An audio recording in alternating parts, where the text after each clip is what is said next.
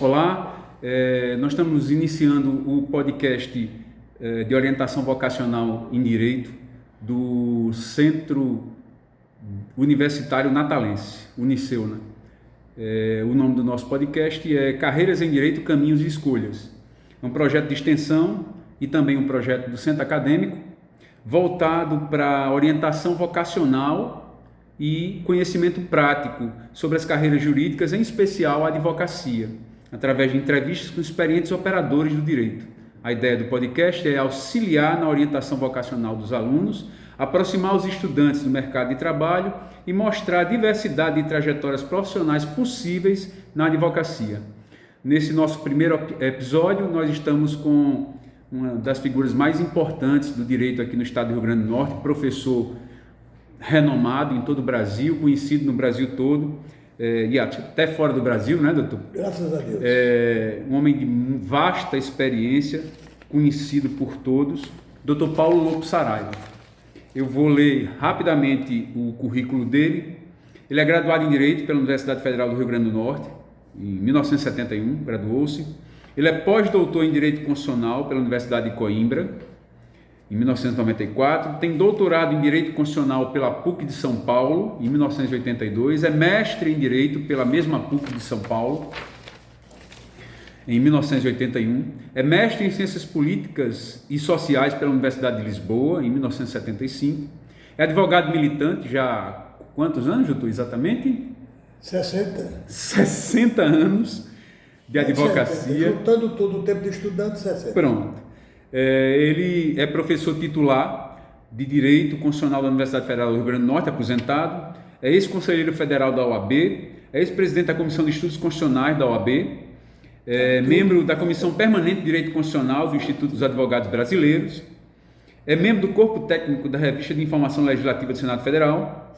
Membro relator da Comissão da OAB pela elaboração do Código de Processo Constitucional. Membro efetivo da Associação Brasileira de Direito Processual Constitucional. Tudo. E ex-conselheiro na Comissão de Anistia do Ministério da Justiça. Boa, nós temos que falar hoje. A gente está com ninguém mais, ninguém menos, para muita alegria, orgulho nosso, o querido professor Paulo Lopes Saraiva. Professor, eu queria que o senhor, eu li aqui o seu currículo, eu queria que o senhor se apresentasse, que o senhor dissesse quem é o professor, o advogado Paulo Lopes Saraiva. Meus queridos amigos, vocês já fizeram uma apresentação muito requintada.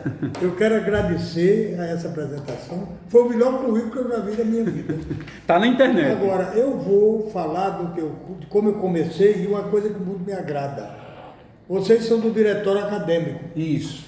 Eu tive o privilégio de ser presidente do diretório acadêmico de Direito, Faculdade de Direito da Ribeira, em 1970. Sim. Naquele tempo havia uma luta entre a esquerda e a direita. Eu era do centro-direita. E derrotamos os velhos comunistas de guerra. Que, aliás, ontem falaram, alguns deles apareceram falando de 64. Foi, né? Eu vou deixar aqui umas orientações sobre 64. Sim. Não me chamam, chamaram-nos. Chamaram um colega meu de turma, chamaram um aluno meu e um outro, coitado, não sabe nem falar direito. Esse povo não tem oratória. Sim, sim. De modo que eu me honro muito, e eu era sargento do Exército, e o general não fez intervenção para que eu assumisse. Eu disputei a eleição e ganhei. O general disse que era comum o general intervir. Sim, eu sim. disse, não senhor, vou disputar a eleição democraticamente e vou ganhar. Disputei e ganhei. Isso é uma coisa que me honra muito. Sim, sim. Em plena revolução, Isso. ou golpe, seja o que for, né? movimento de 64, eu não quis que o general me nomeasse presidente. Eu disputei a eleição e ganhei.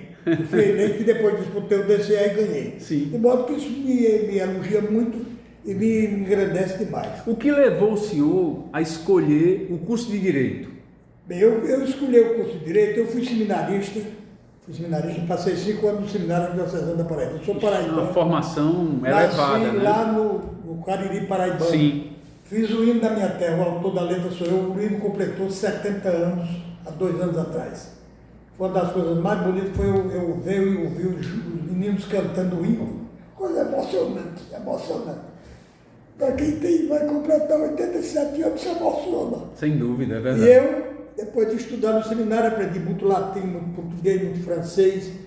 professor de português, aí eu fiz um concurso para professor de português aqui na Natal. Eu sou militar, sargento do Exército em Campina Grande, em primeiro lugar do curso, aí vim para Natal porque não tinha vaga. Não tinha vaga em Campina para eu engajar. Aí eu vim para aqui, casei com a Potiguar e Potiguarzeiro. Nunca mais saí do Rio Grande do Norte.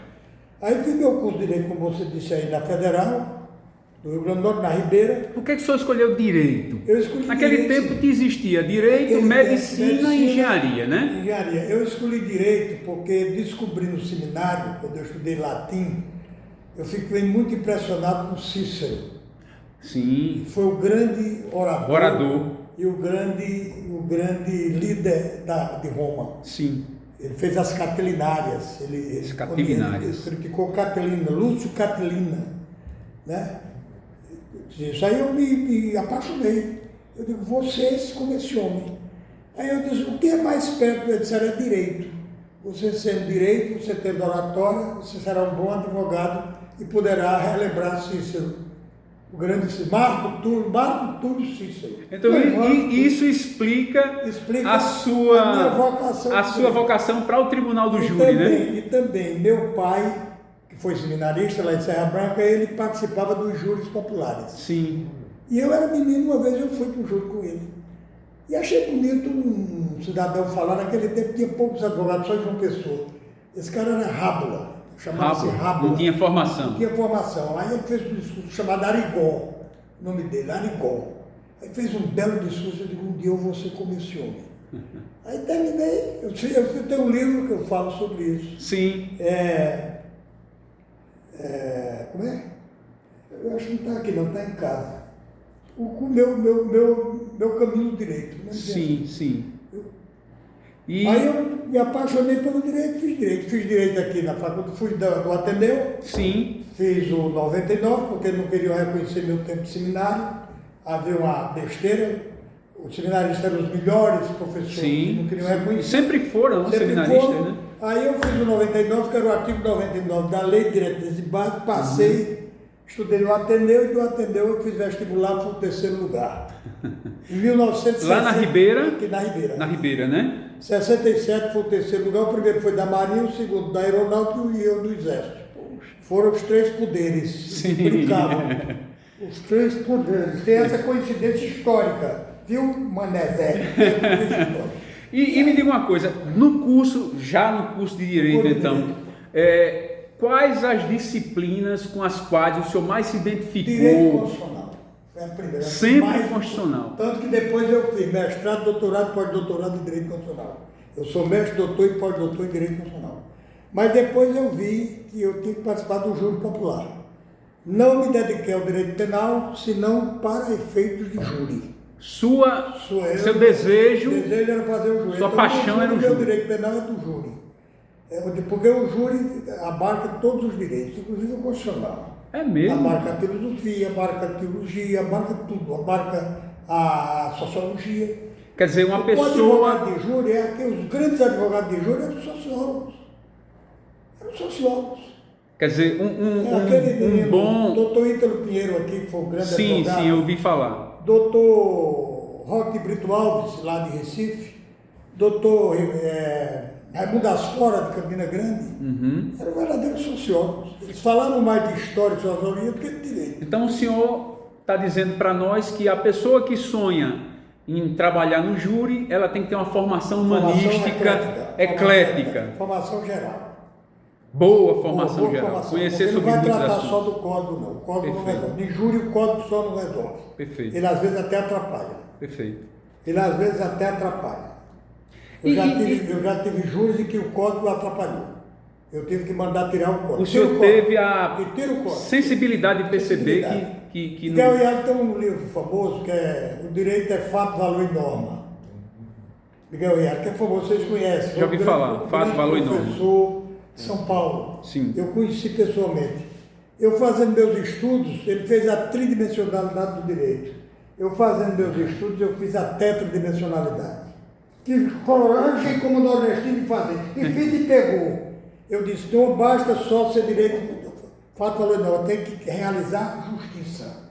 Então, o importante, o elemento mais importante, não sei se está aqui, mais importante é a justiça. Sim. O direito existe para realizar a justiça. Se ele não realizar a justiça, ele não vale nada. Ele é norma. Norma não tem valor nenhum, na minha opinião. O senhor não é, então, positivista? Não, pelo contrário. Deus me livre. Está doido. Eu sou um indivíduo, como é que se diz? Eu não sei nem me definir hoje, porque está tão confuso. Mas eu sou um garantista. Garantista. Eu sou um garantista. Eu gosto da garantia do direito para salvar as pessoas, não para vitimar. O senhor, ao término, então, do curso, o senhor enveredou por qual área?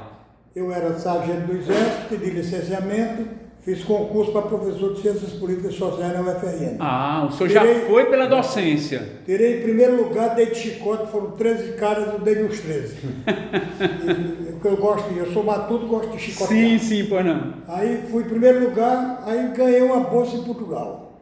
Fui fazer mestrado de Ciências Políticas e Sociais em Lisboa. Sim. Tive a sorte de assistir e participar da Revolução dos Cravos. Dos cravos. Que libertou Portugal do salazarismo. Salazarismo. Como diziam. Muito bem. E agora 25 de abril é data. Sim. Aí eu conheci o atual presidente de Portugal, foi professor, é meu conhecido, me ofereceu um livro, Marcelo Rebelo de Sousa, ele é professor, e o primeiro-ministro como é? Seguelá Gonçalves. Ele é, porque lá é parlamentarista. Sim. Né? E então eu estudei em Portugal com grandes professores, após a Revolução dos Cravos. Aí depois voltei para o Brasil e fui dar aula vagou a aula de Direito Constitucional, meu professor, o professor originário que fundou a faculdade. Ele adoeceu e me chamou para ser o sucessor dele. Dr. Edgar Ferreira Barbosa. Sim, Edgar Barbosa, né? Edgar Barbosa, que era um homem É nome de uma escola por aqui, né? Escola. Escola mal cuidada. Sim. Bem. Como as coisas do Brasil. Então aí eu fiquei no lugar dele. Dr. Múcio Vilar Ribeiro Dantas, que é o pai daquele ministro. Múcio Dantas. Ribeiro Dantas? Sim. Marcelo Ribeiro Dantas, que eu fui da banca de doutorado dele, ele me chamou e disse, você vai ficar no lugar de Edgar, porque Edgar escolheu você. Eu fui o escolhido e daí eu fiz, eu digo, bem, agora eu vou mais longe. Aí fiz mestrado, doutorado na PUC, fui aluno do Michel Temer, Sim. Foi meu orientador, só para começar. Era bom professor ele? Excelente professor, perdeu da política, mas como professor foi excelente. Eu vi a entrevista dele recente agora, ele perdeu um pedacinho, ele dizendo que não cobrava presença. Se o camarada quisesse assistir aula, assistia. Nunca cobrou presença. Agora, quem perde é quem não assiste. Ele disse quem isso. ficava ia com ele para frente. Tanto que eu fui o único doutor dos que estudaram aqui. Eu fui o primeiro doutor da PUC de Direito Constitucional. Mas o primeiro doutor da PUC, de todo o Brasil. Gil. Todo o Brasil. Quem gostava, quem se esforçava, ele dava chance. Sim. Quem não se esforçava, ele não fazia chamada, não. Ele dizia, Paulo, não faço chamada. Agora, quando for daqui, ele disse, só você tem competência para ser doutor, o resto não tem, não. Eita. Eu não vou dizer o nome de alguns. Sim. Teve um que só fez mestrado. Outros nem mestrado fizeram, porque não tinham competência, capacitação. Pô, eu não vou dizer o nome, porque é chato. Tranquilo. E aí, como é que entra, em que momento da sua vida entra a advocacia? A advocacia entra pelo seguinte, porque eu fiz direito. Sim. E aí... Já era professor? Meus professores eram advogados. Certo. Então eles me influenciaram muito. Aí eles diziam, você tem que ser advogado. Você tem que fazer advocacia. Aí me levaram para a OAB, Ordem dos Advogados do Brasil. Aí na OAB eu fui conselheiro. Sim. Durante 14 anos, conselheiro federal. E participei de várias gestões da OAB. Mas, assim, em termos práticos, digamos, talvez o senhor não vai lembrar, mas de que forma o senhor iniciou na advocacia, propriamente dito? O senhor lembra qual foi o seu primeiro caso? Me lembro do meu primeiro caso. Como foi que o senhor chegou nesse? Eu iniciei na advocacia defendendo uma empregada lá de casa. Certo. Ela teve um problema com o marido, problema de família. Por incrível que pareça. E eu fui advogado de família. Sim. Aí comecei por família. Depois advoguei no direito de família há um tempo. Mas depois fui para o direito constitucional e fui para o direito penal. Porque o doutor, um advogado, o pai do ministro, do desembargador Amaury Moura, Sim, que é o doutor Marinho. decano aqui Sim. do tribunal, foi meu aluno. Sim. Gente fina. O pai dele era de Janirito Moura, um advogado que presidiu o Tribunal do Júri. Muito de Recife, ele. O colega doutor Múcio, estudava em Recife, com Pinto Ferreira, que é esse grande professor. Aí ele disse: Paulo, você vai ter que ir para o júri, porque você nasceu para o júri. Eu vou nomear a DOC. Aí tinha o advogado de defesa, e o promotor e o advogado de defesa. Aí ele ligava para me dizer: vem aqui, nem um promotor presta, muito menos o advogado de defesa. Vou nomear você a DOC. Aí começou a me nomear a DOC. Eu era para isto, para aquela solenidade. Certo. Aí eu comecei a gostar. Pronto, aí. Mas então quer dizer que o senhor inicia lá com o caso da sua empregada, né? Que foi penal, foi direito de família. De família. Foi. Em seguida o senhor digamos assim, descoberto, né? para o júri. É percebido por um mestre o seu talento para o júri, e aí o senhor começa como ADOC no júri, se encanta. Aí me encanta, aí o pessoal vai me chamando. E vai embora. Depois, lá mais para frente, eu também atuei muito na área eleitoral. Sim, nos eleitoral. Nos anos 90, eu fui um grande advogado eleitoral. Sim. Fui advogado de Carlos Alberto de Souza,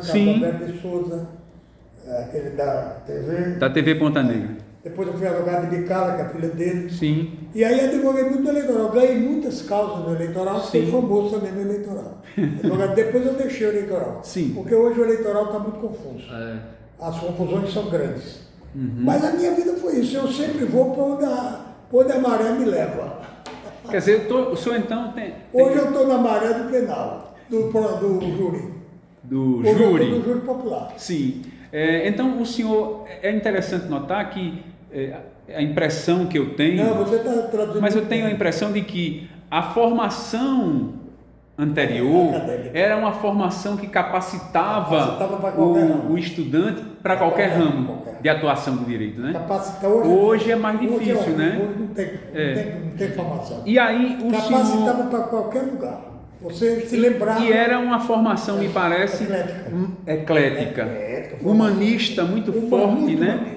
Muito humanista. E eu já fiz no seminário, aí juntei Tomé com Bebé.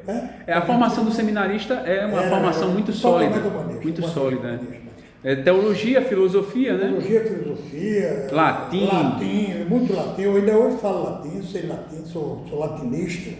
É uma língua fundamental para todos nós. Quando eu quero no júri que ninguém entenda nada, eu digo a frase em latim. Em algum momento dessa sua experiência, vivência, o senhor teve dúvidas de que aquela era a sua profissão? Não, nunca tive não. Nunca teve dúvida? Mesmo diante de dificuldades que enfrentou? Todas as dificuldades naturais. Porque eu vi os médicos com mais dificuldade e os engenheiros. Sim. Quer dizer, eu estou melhor. Eu podia ter sido médico, um amigo meu me convidou para ser médico, eu não quero não. Outro convidou para ser engenheiro, Deus me deu. Aí eu vi a dificuldade dele. Eu disse, rapaz, eu estou melhor. Porque a gente, quando faz aquilo de quem gosta, sim, se sente bem. Então o senhor... Não tem dificuldade. Na área do direito eu não vejo dificuldade. Estava fazendo algo que era a sua paixão. Era a minha paixão, era a minha vocação. Eu era vocacionado para aquilo. E o senhor, como... Eu sei que o senhor disse há pouco que foi um mestre seu que percebeu essa sua habilidade, esse seu talento. Mas o senhor, ao longo da sua formação como estudante de direito, o senhor disse que se encantou pelo constitucional. Ok. Então, ali na universidade, apenas o constitucional lhe chamava atenção ou tinha alguma outra área que também lhe chamava atenção? A oratória. Se pagava a disciplina de oratória? Não pagava não. Não havia? Certo. Porque eu falava na solenidade, sim, falava em tudo, e falava bem na aula. Sim. Eu nunca dei uma aula igual. Cada aula minha era diferente. Sim. Não tinha aula igual. Então eu reunia muitos estudantes, ainda hoje a gente se lembra. Sim. Hoje eu fui no fórum e disse, meu professor, quando um aluno chama você de professor, é porque ele gosta. É verdade. Meu professor, ele gosta. Eu, quando estava conversando com uma professora nossa, que foi sua aluna, Viviane. Eu conversando com ela, Viviane, eu estou com esse projeto, com essa ideia. E aí ela disse, procure o professor Paulo Lobo, foi meu professor, e ela teceu altos elogios a seu respeito. Ela Né? é de boa. Pois é, e é uma excelente professora, é uma das melhores. Ela né? salva ali aquele curso. Então, é uma das salvadoras. Eu queria saber do senhor, então, quais dificuldades o senhor enfrentou ao longo da sua carreira, como advogado, no início, mais especificamente no início da carreira como advogado. O senhor enfrentou alguma dificuldade, algum problema? E como o senhor superou esse problema? Eu não enfrentei dificuldade profissional. Eu enfrentei dificuldade humana, porque tinha invejosos, muitos invejosos, ficavam mentindo, dizendo mentira, inventando coisas, isso eu inventei. Mas da profissão não enfrentei nada.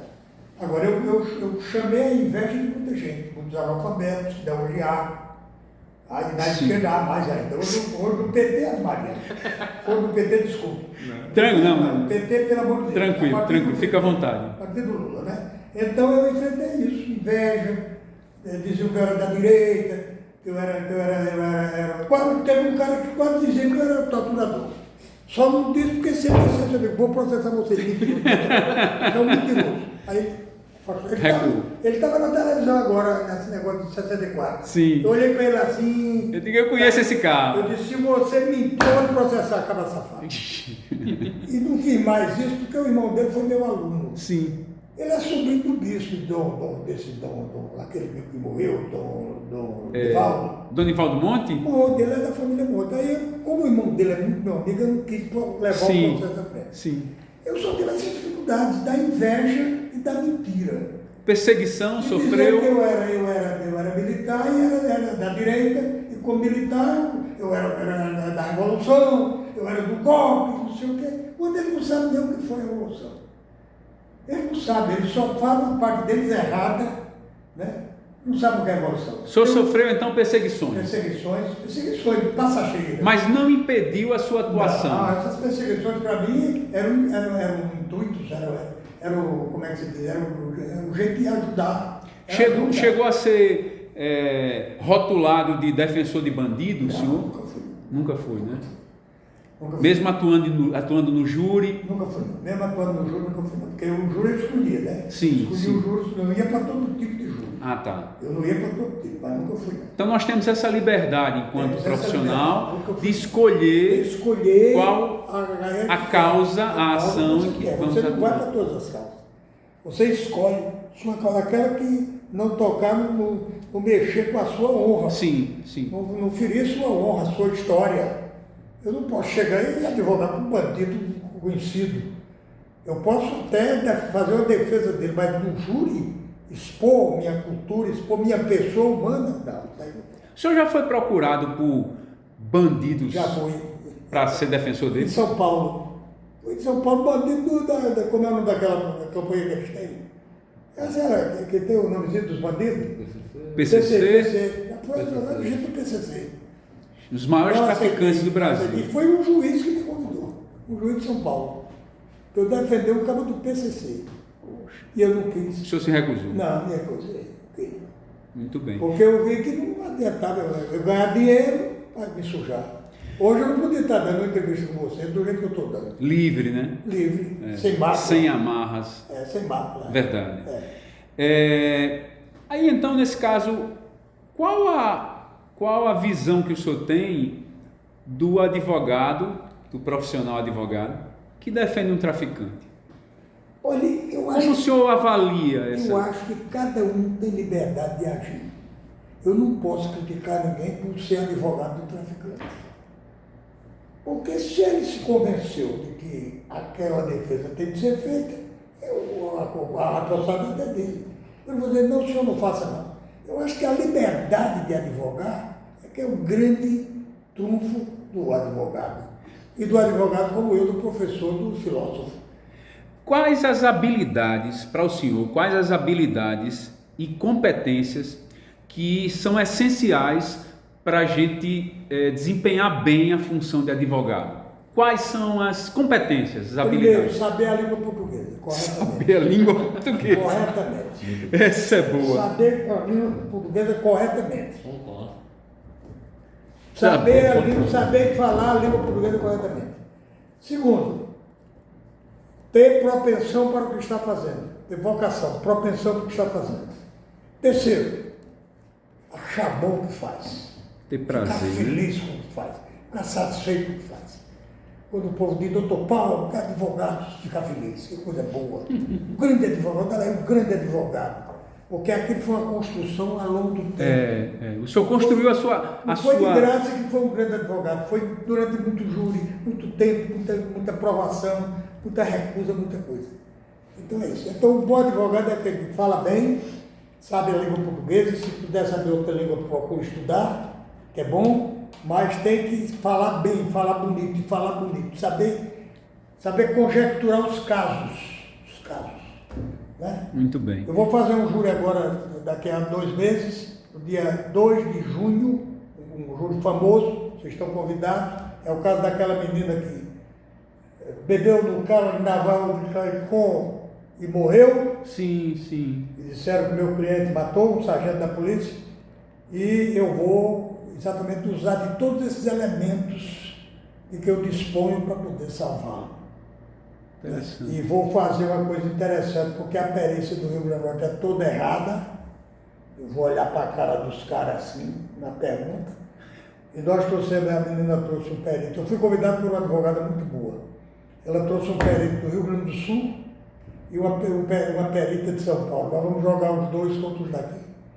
Aí eu cito a frase em latim, in dubio pro réu. Sim. In dubio Pro réu. Está em dúvida? Pro réu. Não pro stato. Pro réu. Sim. Olha o latim como é bom. O senhor, eu estava há poucos dias olhando um júri não era um júri, um advogado até famoso, doutor Écio Quaresma, não sei se o senhor já ouviu falar. Isso. Eu vi na internet. É advogado de Minas Gerais. Isso. Estava lá olhando. Daquele jogador de futebol. Isso. Conheço muito bem. E eu achei interessante uma coisa. Ele é bom. Ele, com o inquérito policial na mão, ele estava defendendo um traficante. Um inquérito policial na mão e ele pontuando os erros do inquérito. E eu cheguei à seguinte conclusão, eu quero saber do senhor se o senhor concorda com essa minha conclusão. Eu cheguei à conclusão de que o advogado, ele é uma espécie de controle de qualidade da atividade policial. O advogado criminalista. O advogado criminalista, a mim, me parece que é um especialista em controle de qualidade. Ele vai identificar os erros do inquérito. Exatamente. É isso o trabalho dele. Uma espécie de auditoria. Exatamente, auditoria. Ele é o auditor. No inquérito. Ele jogar para o júri é outra realidade. Interessante. Destroçar esse meu cliente, ele tem 6 anos preso, está sendo preso há 6 anos. Quando o código só permite 80 dias. Tem 6 anos. Quer dizer, eu vou jogar esse tempo para o júri. Vou dizer, este erro que o Estado cometeu, só vocês podem resolver. Absolvam. Só vocês podem corrigir. Quer dizer, vou pegar isso e julgar para o júri. Quais os conselhos que o senhor daria para nós estudantes que estamos aí, né, caminhando para concluir o curso e pensamos? Quais os conselhos que o senhor dá para jovens? Eu não tão jovem, né, mas os meninos são bem jovens. Quantos anos tem? Eu tenho 52. Pelo amor de Deus, jovem. Não, esse menino tem 20 e poucos anos. 87. Tem 20 e poucos anos esse menino. Eu sei, mas você é um jovem. Parabéns pela sua juventude e pelo seu brilhantismo intelectual. Você é gaúcha? Não, sou natalense. Natalense. Só que minha mãe assim, né, branca, que nem eu, ela é de Pendências. Pendência. Tem muito brancão assim que nem eu lá. Você já pegou de Pendência. Então, quais os conselhos que o senhor daria para os estudantes? Olha, o que é que o senhor diria para nós, como conselho? Eu não tenho muito conselho a dar, porque cada causa é uma causa, cada indivíduo é um indivíduo. Eu apenas digo que quanto mais ler o processo, quanto mais estudar, melhor. Estudem, aumentem o conhecimento, ampliem a visão, porque cada caso é um caso. E dedique-se integralmente àquele caso. Onde tiver alguma coisa que ajude, vá buscar. É esse o conselho que eu dou, porque eu sou diferente de vocês. Vocês têm um pensamento que é o de vocês. Você tem uma ideia que é a sua. Eu tenho outra ideia. Então não pode dizer, não faça como eu, não faça como eu.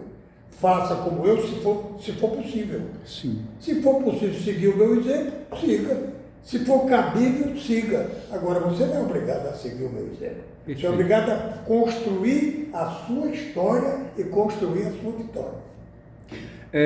Levando em consideração os seguintes fatos: o aumento das faculdades de direito, a virtualização do processo, a utilização da tal inteligência artificial que está entrando com força agora, né? A tecnologia. Essa é boa. Além de outros fenômenos, né?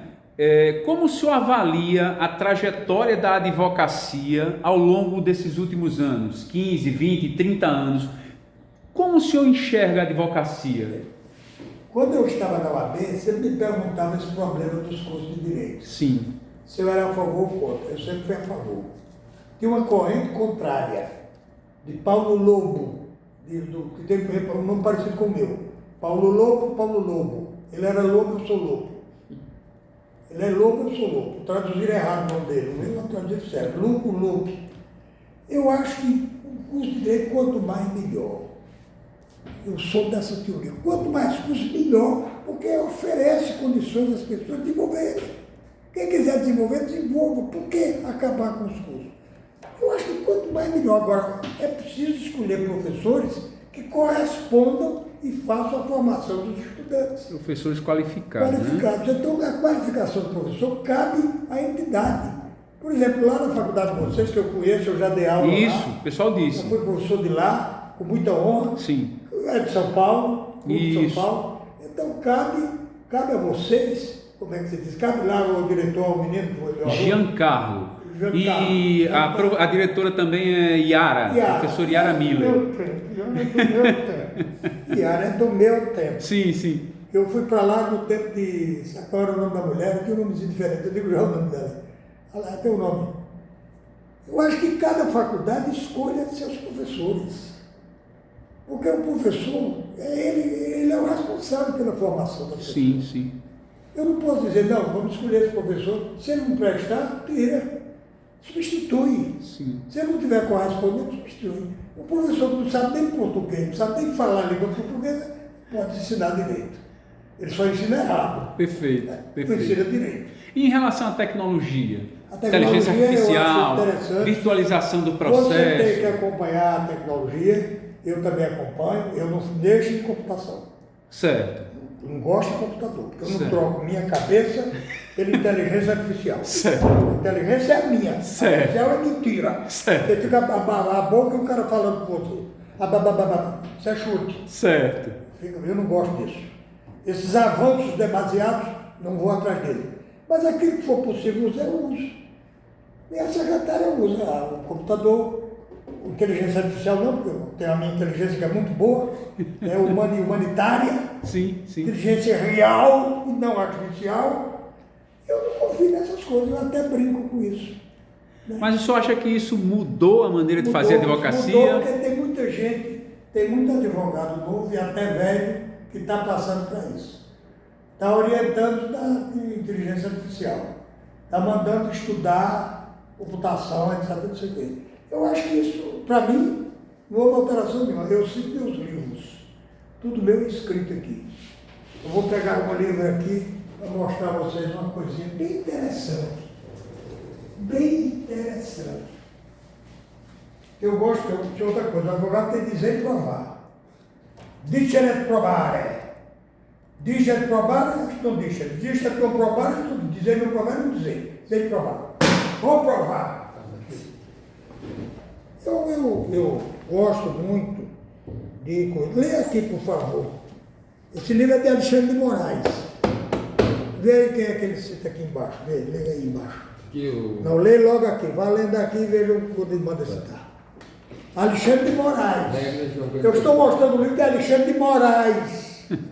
Que ninguém tem aqui no Rio Grande do Norte. Só eu, diga. Regras das organizações. Vale. Legislação Federal. A Constituição de 1988 É um livro dele muito bom, hein? Famoso. Tá. Adotou como forma de Estado o federalismo Regional. e Constituição Minha dissertação de mestrado foi federalismo regional, porque eu sou regionalista. de habilidade Cada um em seu uma lugar. aliança ou união de Estado, baseado na Constituição. Isso. Os Estados ingressam na Federação podem ser soberania no momento mesmo de ingresso, preservando, controle, autonomia e política. Isso. O resto, Não, o resto vai. dessa forma, Ele cita aqui, quando citava lá para baixo, vê a citação. a situação está aqui. Aqui, tem um lugar que ele cita. Por conseguinte, E por seguinte, rigorosamente centralizado no seu linear, identifique o mesmo poder para o mesmo povo, no mesmo você está território. definindo, olha o númerozinho aqui. Olha o número aí. Número 2. Vê o número 2 aí, quem é que ele citou? Saraiva, Paulo Lopes Saraiva. Cita ele no próprio livro. Número 2. Sou citado por Alexandre Moraes, Saraiva, Paulo. Isso aqui foi minha dissertação do mestrado. Eu não brinco contra o Alexandre Moraes, não. Eu só digo uma coisa: deram espaço a ele está ocupando. E está dando o dedo pro resto. Está chamando de analfabeto. É alfabeto? Fux deu, olha como é bom. Fux deu. Fux agora teve um lance de dizer, não, mas eu não concordo com essa prisão da menina que está muito cara. Era para ter dito aquilo há muito tempo. Aí ele recuou, Alexandre Moraes recuou, rebaixou. Porque ele estava precisando de alguém que contestasse. Tivesse coragem de contestar. Se cagando todo em carioca, né? Se cagando todo, contestou, ele já recuou. Então, com esse judiciário é difícil a gente, para dizer a vocês que acreditam no judiciário. Professor, Eu jamais direi citado por Alexandre Moraes. professor, o senhor, com toda a sua experiência, né? A gente está encerrando. Não, mas não está agora não. Quais? Agora está bom. Não, a gente não quer tomar muito seu Não, tempo. que coisa, nossa. Eu vim aqui para saber vocês. Qual a mensagem que o senhor deixaria para os estudantes, para os operadores do direito, para os advogados, juízes, promotores, enfim, mas especialmente para os estudantes de direito como nós? Qual mensagem o senhor deixaria para nós? Primeiro eu quero dar os parabéns a vocês por terem escolhido direito. Foi uma excelente escolha, uma escolha muito saudável, uma escolha muito mágica, muito interessante. E procure se aprofundar no direito. O direito é imenso. O direito não é só direito, é sociologia, filosofia, antropologia, direito é política, sobretudo política. Então, vocês escolheram uma boa profissão, se aprofundem, há muitos flancos do direito penal, direito administrativo, direito constitucional, direito da internet. Essa é a dificuldade, né? Essa é a dificuldade. Qual a área escolher? Então, procure, de acordo com a vocação de vocês, procure escolher. Como eu escolhi a minha área quando eu fui estudante. Hoje eu faria a mesma coisa diante dessa onda, desse visúvio que tem de coisas, de inovações, de invenções, muitas mal feitas, porque a tecnologia não pode substituir nunca a cabeça do homem, jamais vai substituir. Então eu acho que vocês têm que saber escolher e conviver com essas novidades. Vocês têm que usar delas, porque elas foram feitas para vocês usarem. Mesmo que não gostem, tem que usar. A inteligência artificial, sim, é aquele que você falou. A virtualização do processo. A virtualização, sim, virtualizar, tudo virtual. Hoje em dia o processo é todo na internet, no computador, né? O processo é todo na internet. É. Eu não falo mais. Sim. Eu falo através da internet. Sim. Agora, no júri eu falo, aí sou eu que falo. Ainda, aí não tem né? internet. Porque graças a Deus não fizeram o júri pela internet ainda, graças a Deus. Quando faz o júri pela internet é que se dá mal. Eu vi outro dia presta. um ministro do Supremo, não me lembro exatamente quem era, não me lembro, criticando ou cogitando a possibilidade de encerrar, de acabar com o Tribunal do Júri, que segundo ele é algo medieval. Qual a sua avaliação sobre isso? Isso é absurdo. Esse ministro, que eu sei quem é, não vou falar muito dele, eu me conheço muito bem. Eu levei para a OAB esse ministro, que é um carioca, não é quem fala que mansa, né? Carioca. Vou falar do nome dele para não me prejudicar. Ele está muito mal informado. Muito mal informado. Ele nunca fez júri, ele não sabe a grandeza do júri popular. Ele não sabe a história do júri popular. Então é bom que ele volte à escola lá no Rio de Janeiro e vai estudar. Qual a importância do júri? A importância do júri é o povo participar do júri, é o povo decidir sem os juízes. É o povo que decide sobre o juiz, é o povo. Júri popular, é o povo. Os jurados são escolhidos pelo meio do povo. Não precisa de juiz. O juiz fica calado. O promotor acusa, o juiz fica calado, não dá uma palavra, porque não pode. Então isso é o suprassumo do direito. É o povo, como votava na Grécia, como votava em Roma, é a participação popular, é o júri. O corpo de jurado representa o povo, é o júri popular. Não tem coisa melhor do que isso. Corrige erros. Como vai corrigir esse erro desse meu caso? Vai corrigir o erro? Já que o judiciário não errou, não corrigiu, eles vão corrigir.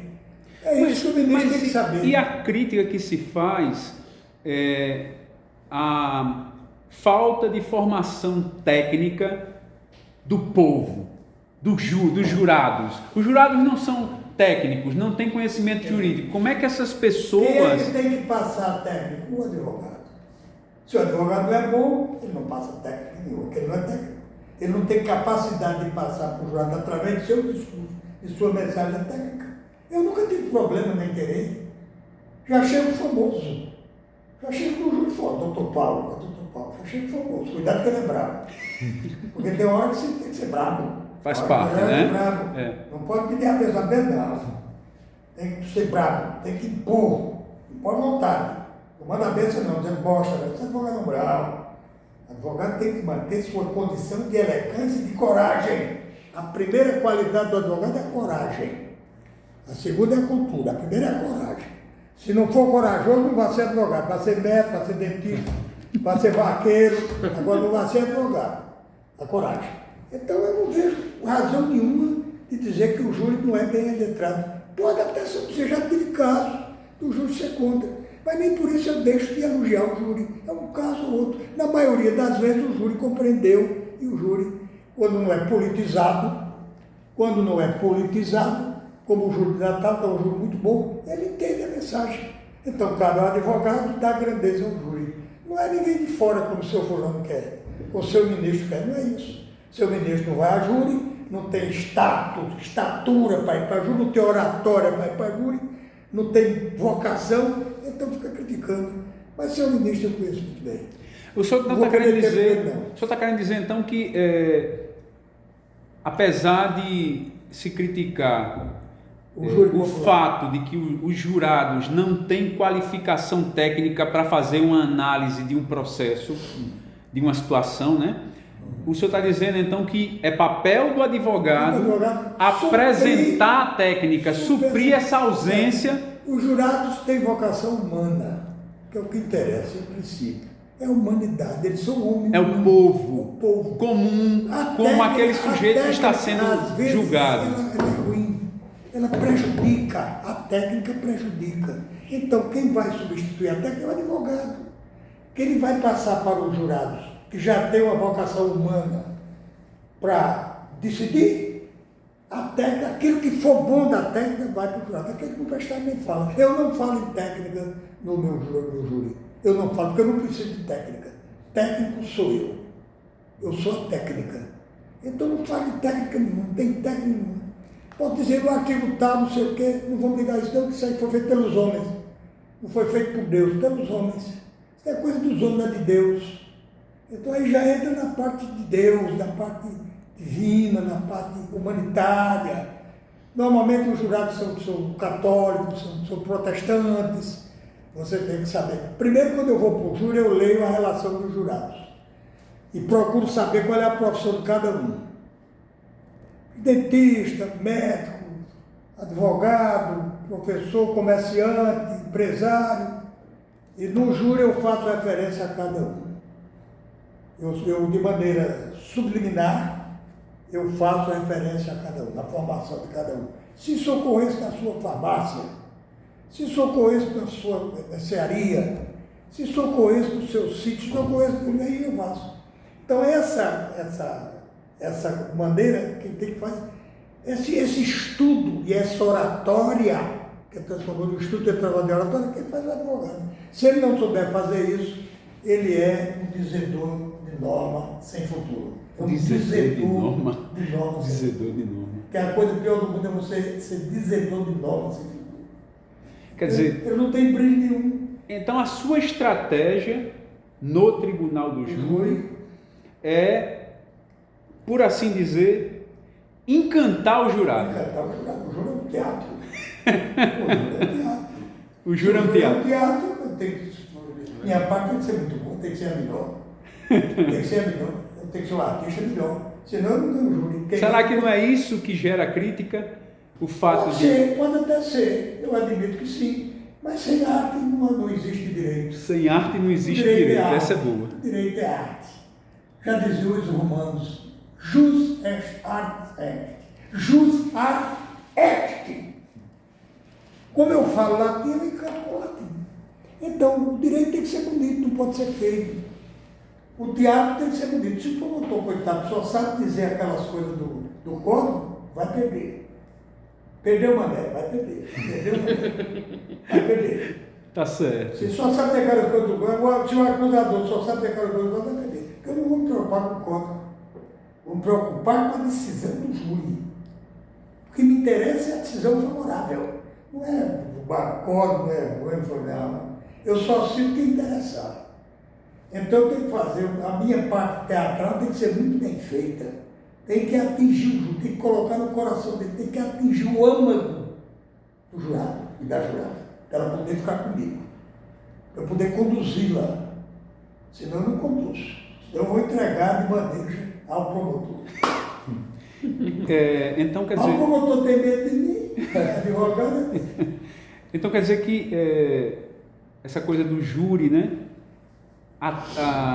As informações legais, as informações sobre lei, sobre código, isso não é com advogado. Isso é coisa do promotor. O papel do advogado no júri Essa é um artista. Criar consciência da absolvição. Criar consciência da absolvição. Fazer com que as pessoas se convençam de que devem absolver. Que aquele discurso está certo. Que o meu discurso está certo. Errado está o negócio de código aí que você disse. Essa policromia de código.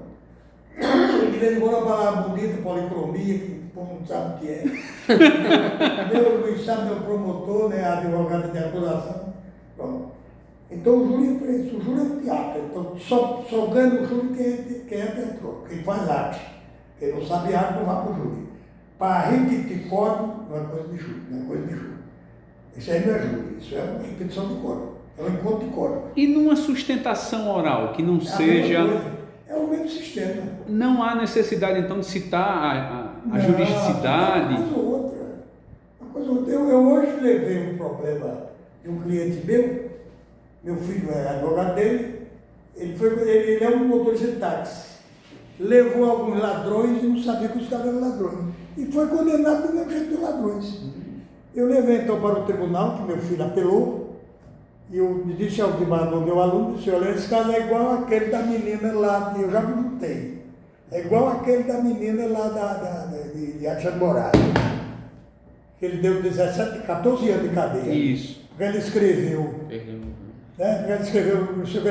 Perdeu Mané na estátua. Eu digo, é a mesma coisa. A pena é muito alta. Ele apenas foi motorista.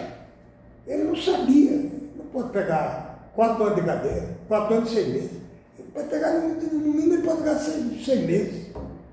Porque ele não tem culpa. O senhor está fazendo uma dosimetria igualitária, não é o caso. Aí se tem o caso. Quer dizer, o advogado ele já cita os presentes. Isso se chama atualização da pauta. Eu estou citando um caso atual, deste rapaz aqui. Deste rapaz aqui. Que mesmo dia que cita. O advogado tem que estar ligado. Tem que estar ligado ao mundo. Tem que ter conhecimento do que está acontecendo. A defesa é ampla e permanente. A minha defesa não é só do dia do júri, eu tenho que do dia do júri levar mais coisas, mas todo dia eu tenho que fazer a defesa dele. Todo dia eu tenho que pensar na defesa dele, pensar em algo que capacita a defesa dele, como eu fiz hoje com esse rapaz.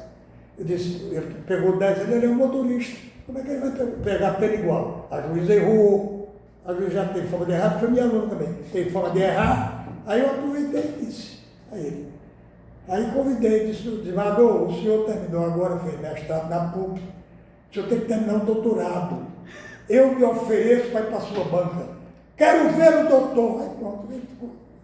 Um homem desse não gosta, não? Um Luiz desse, não? Aí é o advogado, a parte advocatícia, a parte da inteligência, da habilidade do advogado.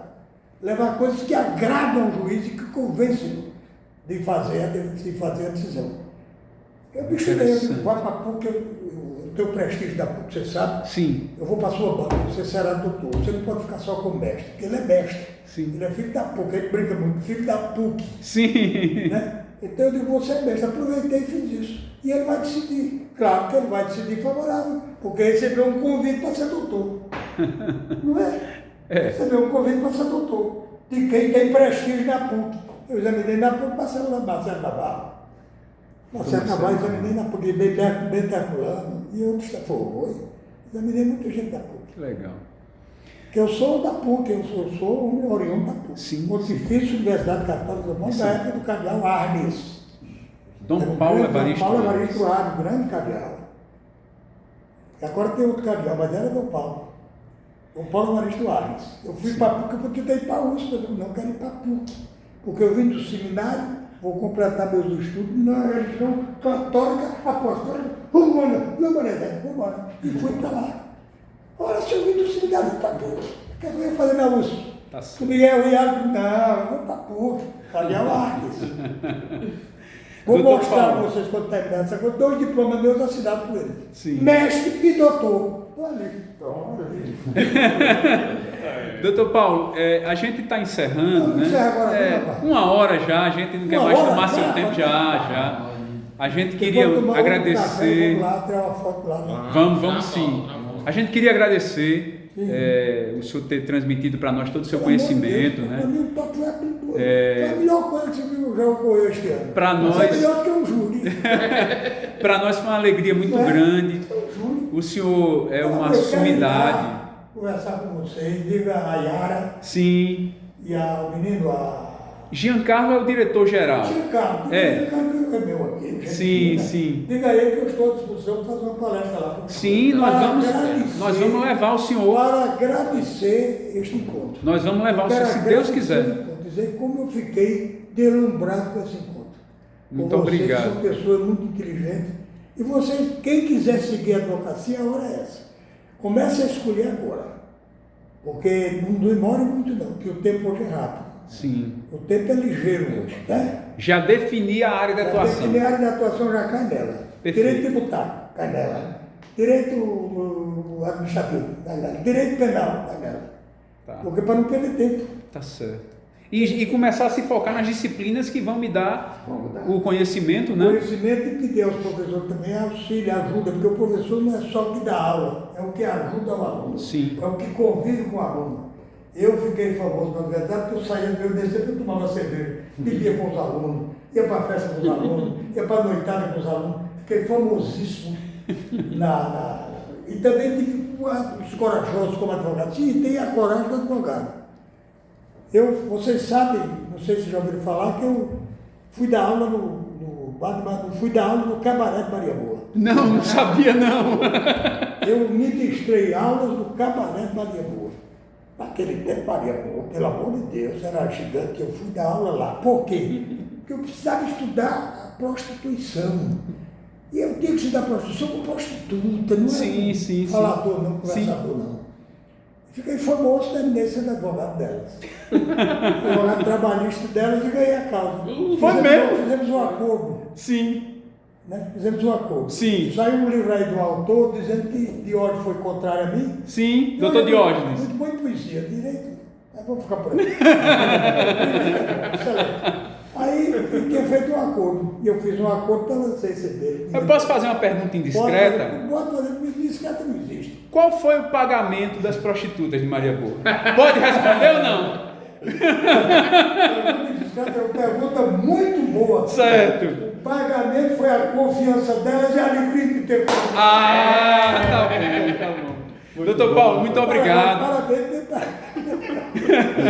Muito obrigado. Essa foi a melhor pergunta. Tá bom. Mas vocês já pensaram nisso? Sim, eu quero dizer, delas ainda tem uma remanescente, que é Maria Bar. Ela tem uma casa ali em frente ao Padre Miguelinho. Sim, Quando sim. vocês quiserem conhecer, fazer uma entrevista lá, Sim. é bom. Tá bom. Onde vai fazer uma entrevista? Entrevista com a Jota. Tá bom, Entrevista professor. no cabaré. Não é mais um cabaré. Eu não sei se minha esposa vai aceitar não, mas tudo bem. A minha também no começo não queria saber, porque disseram que eu estava levando os estudantes para o cabaré. Meu Deus Eu do estou céu. levando para o cabaré, estou levando para fazer estudos sociais. Sim, aí tá certo. Mas é bom lá. É bom. Tá bom. Professor, muito Estou obrigado. muito feliz, vamos agora tirar foto. Vamos sim. Vamos encerrar e tudo, foi muito bom. Pessoal, a gente está encerrando aqui o nosso podcast. A gente agradece ao professor Paulo Lopes Saraiva, Bom demais. o conhecido como mestre dos Vocês mestres. estão com trabalho. E é o nosso primeiro episódio, começando Vocês com essa estão com trabalho figura, maravilhoso. essa sumidade, que é o professor Paulo Lopes. Muito obrigado. Obrigado a todos.